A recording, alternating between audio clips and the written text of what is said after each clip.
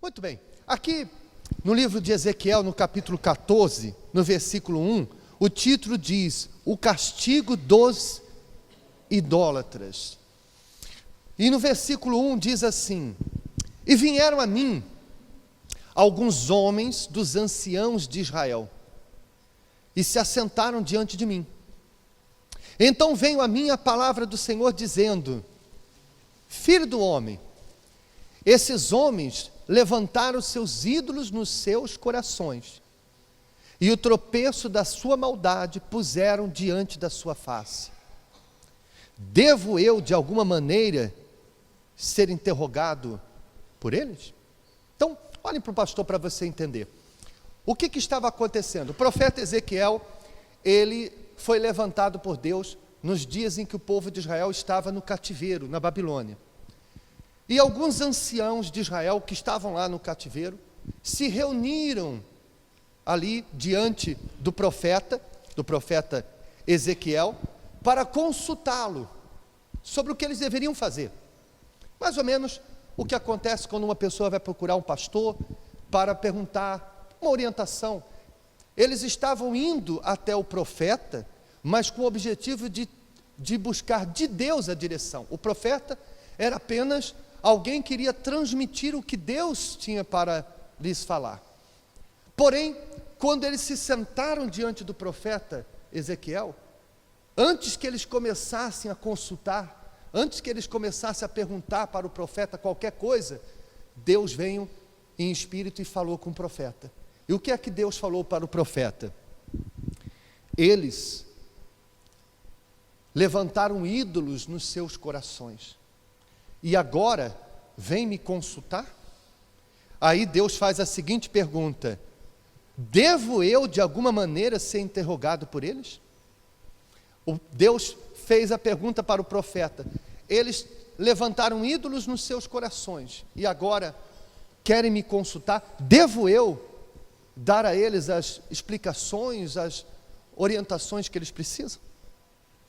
Então, hoje não é diferente. Há muitas pessoas que, da mesma forma, querem a direção de Deus para as suas vidas, querem a proteção, as bênçãos de Deus, e muitas vezes recorrem a Deus para atender às suas necessidades, mas trazendo dentro delas ídolos no seu coração. Então, para você entender o que era isso, vamos entender primeiro a definição do que é idolatria. O que são ídolos? Porque normalmente, especialmente para nós que já conhecemos a palavra, quando a gente fala de ídolos, logo vem à nossa mente imagens, né? E pelo menos na maioria das vezes em que Deus se dirigiu ao povo de Israel para falar ou combater os ídolos, Deus estava falando de imagens, como Baal, como outros deuses dos cananeus, que alguns do povo de Israel serviram. Mas aqui Deus não estava falando de imagens de pau, de pedra, que eles estivessem adorando. Ele estava falando de ídolos que estavam onde? Dentro do coração deles. Ídolos que eles traziam dentro deles. E esses, muitas vezes, são mais perigosos do que os ídolos externos, porque eles vivem dentro da pessoa disfarçados muitas vezes de boas intenções, disfarçados muitas vezes de sentimentos normais, mas que no fundo estão lá ocupando um lugar que deveria ser o lugar de Deus na vida delas. Entende sim ou não? Então, se você for procurar no dicionário, ou se você for pesquisar o que é idolatria, não se trata apenas de adorar imagens, mas tudo que nós colocamos no lugar de Deus se torna um ídolo. E é exatamente sobre isso que eu quero falar hoje, dos ídolos modernos. Porque muitos de vocês, eu, por exemplo, era uma pessoa muito religiosa, meus pais me levaram à religião tradicional, eu fiz primeira comunhão, fiz catecismo, e tinha lá no meu quarto tantos deuses santos que parecia uma igreja, meu quarto. Então, quando eu conheci a palavra de Deus fala no mandamento, nos 10 mandamentos, o primeiro mandamento, e não é por acaso que ele é o primeiro, né? Porque a idolatria sempre foi um mal muito grande no mundo. Então fala que nós não devemos ter outros deuses diante de nós, nem fazer para nós imagem de escultura. Lá no Salmo 115, também fala sobre os ídolos que são prata, ouro, obra de mão dos homens, que têm boca e não falam, olhos que não veem, ouvidos que não ouvem, narizes que não cheiram, mãos que não apalpam. Eu tinha vários desses no meu quarto, um para cada necessidade, né?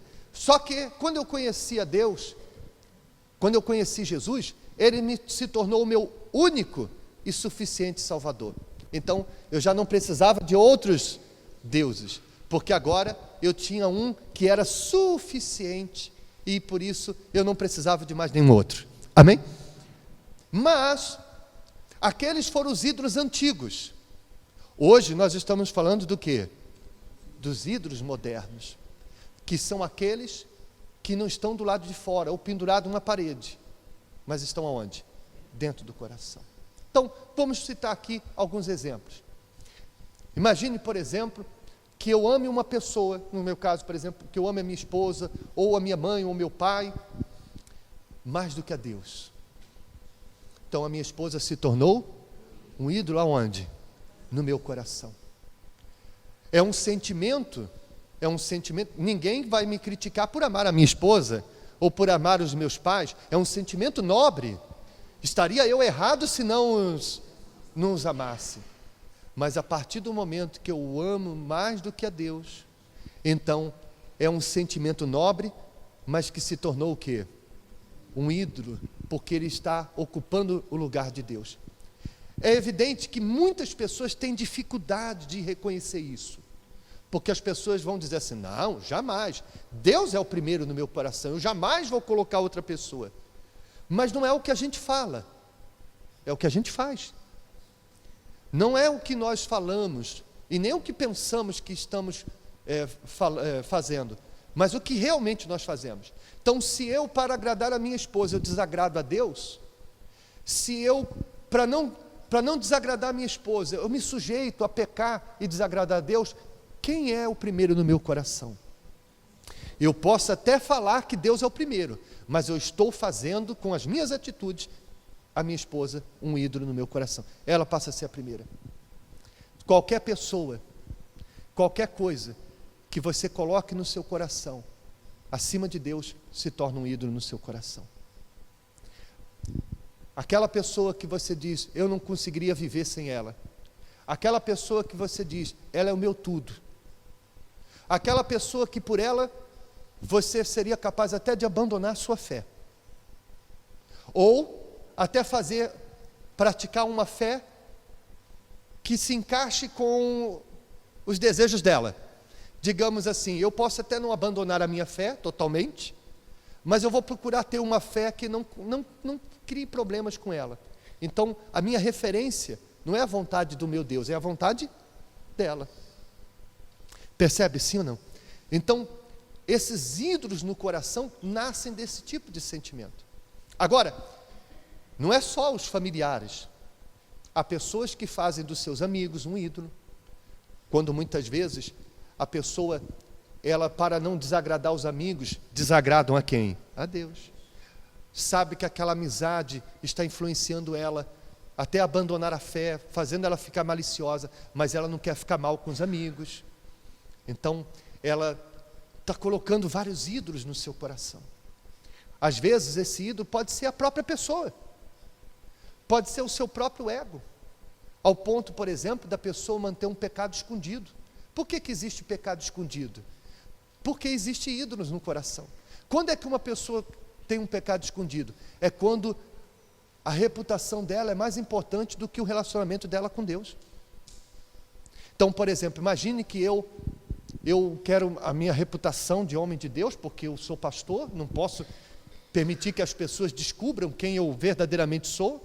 Então, eu faço coisas escondidas que desagradam a Deus, eu cometo pecados que desagradam a Deus, mas mantenho-as escondidas, por quê? Porque eu quero manter a minha reputação de homem de Deus. Então, a minha reputação é mais importante do que o meu relacionamento com Deus.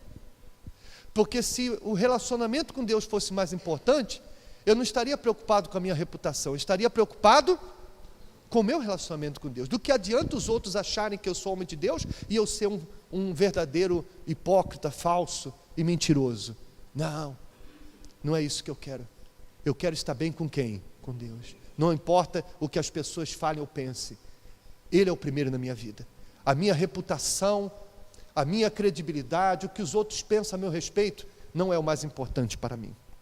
Entende, sim ou não? E assim por diante. Há um outro que é tão perigoso quanto também esses ídolos em forma de pessoas, que é os ídolos materiais. Inclusive, Jesus falava sobre isso. Vocês conhecem a passagem do jovem rico, não conhece? Naquele capítulo 10 do livro de Marcos, Jesus combate a avareza. E lá na avareza, no combate à avareza, há um exemplo claríssimo disso, de um homem que queria ser salvo, que praticava os mandamentos, ou seja, era um homem religioso.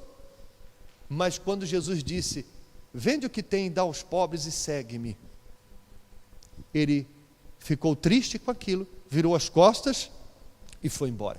Mas agora preste atenção, o problema dele não era a riqueza que ele tinha, porque lá mesmo, no meio dos discípulos, haviam discípulos que eram, vamos dizer assim, financeiramente prósperos. Mateus era cobrador de impostos, né? O Levi, que também é chamado Mateus. E Jesus teve outros seguidores ricos, como José de Arimateia, como Joana, mulher do procurador, e para nenhum deles Jesus mandou vender tudo. Por que para o jovem rico Jesus mandou? Porque o jovem rico não tinha dinheiro, era o dinheiro que tinha ele. Ele não tinha riquezas, as riquezas é que possuíam ele.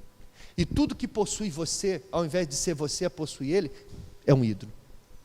Se você tem uma pessoa, se você tem alguma coisa, seja sentimento, ou seja algo material que possui você, consome você, então é um ídolo na sua vida, entende? Veja só o que Paulo fala lá em Colossenses, no capítulo 3, a partir do versículo 5. Ele diz assim, mortificai, pois, os vossos membros que estão sobre a terra. Aí ele vai dar alguns exemplos. Fornicação. Você sabe o que é fornicação, né? Só para ensinar. Toda relação sexual fora do casamento é fornicação. Você vai ver muito essa palavra na Bíblia, então você já sabe. Fornicação é relações sexuais fora do casamento. Seja com a namorada, seja com um desconhecido, seja com quem for. Relações sexuais fora do casamento se chama fornicação. Aí ele vai falando, fornicação, impureza, afeição desordenada, vil concupiscência e a avareza, que é idolatria, pelas quais coisas vem a ira de Deus sobre os filhos da desobediência. Repare que quando ele vai falar de mortificar as obras da carne, os feitos da carne, ele vai citando e vai em frente. Fornicação, que mais? Impureza, que mais? Afeição desordenada. Ele fala e vai em frente. Mas quando ele fala da avareza, ele para e diz que é o quê? Idolatria. Então a avareza é um ídolo. E o que é avareza? É o apego material. E às vezes se torna, como eu disse no início, perigoso, porque ele é disfarçado. É disfarçado de sonho, é disfarçado de como eu disse, sentimentos nobres, né? Às vezes a pessoa tem um sonho de ser um empresário bem-sucedido, tem um sonho de ser uma pessoa famosa, tem um sonho, sabe lá o que, de conquistar alguma coisa, e esse sonho se torna tão importante, que se torna o quê? Um ídolo. O problema não é o sonho, o problema é quando o sonho se torna um ídolo. Aí é que se torna pecado. Todos devem ter sonhos, todos devem ter objetivos na vida, todos devem ter alguma coisa pela qual você luta, você sai todos os dias para trabalhar, para conquistar aquilo, mas aquilo não pode ocupar no seu lugar, no seu coração, o lugar de quem? De Deus. E quando é que o sonho ocupa o lugar de Deus? Quando a pessoa se esforça tanto, vive em função daquele sonho, mas não tem tempo para o seu relacionamento com quem? Com Deus. E muitas vezes acabam deixando o seu relacionamento de lado em nome deste sonho. Então, o que é que Deus disse para aquelas pessoas? Versículo 6. Deus mandou o profeta dizer: eles querem me consultar? Eles querem me ouvir? Então diga para eles. Versículo 6. Assim diz o Senhor Deus: convertei-vos e tornai-vos dos vossos ídolos. Eu estou lendo Ezequiel 14, versículo 6. Portanto, diz a casa de Israel: assim diz o Senhor Deus: convertei-vos. E o que? Leia aí. Tornai-vos dos vossos ídolos e desviai os vossos rostos de todas as vossas abominações. Porque qualquer homem da casa de Israel e dos estrangeiros que peregrinam em Israel, que se alienar de mim e levantar os seus ídolos no seu coração e puser o tropeço da sua maldade diante do seu rosto, e vier o profeta para me consultar por meio dele, eu, o Senhor, lhe responderei por mim mesmo. Amém? Em outras palavras, eles vão se ver comigo, né? Você já viu a mãe falar assim para o seu filho? Fulano, você vai se ver comigo. Então Deus falou para eles: avisa lá, Ezequiel, avisa esse povo o seguinte, que aqueles que se alienarem de mim por causa dos seus ídolos, alienar significa se afastar, se distanciar. Aqueles que se distanciarem de mim, levantando ídolos no seu coração, e vierem até você para se consultar, diga para eles que eles vão se ver comigo. Porque se eles querem me consultar, então remova os ídolos do vosso coração. Porque eles não estavam indo consultar a Deus para fazer Deus o Deus deles. Deus era para eles apenas um meio para eles alcançarem o ídolo que eles queriam. E esse é o grande problema das pessoas. Muita gente vem para a igreja, mas não vem para servir a Deus. Deus para elas é apenas um meio para elas servirem o Deus delas, alcançar os objetivos dela, realizar o sonho dela, casar com a pessoa que ama, ou ser feliz com a pessoa que ama. A pessoa não tem nenhum problema, pelo amor de Deus.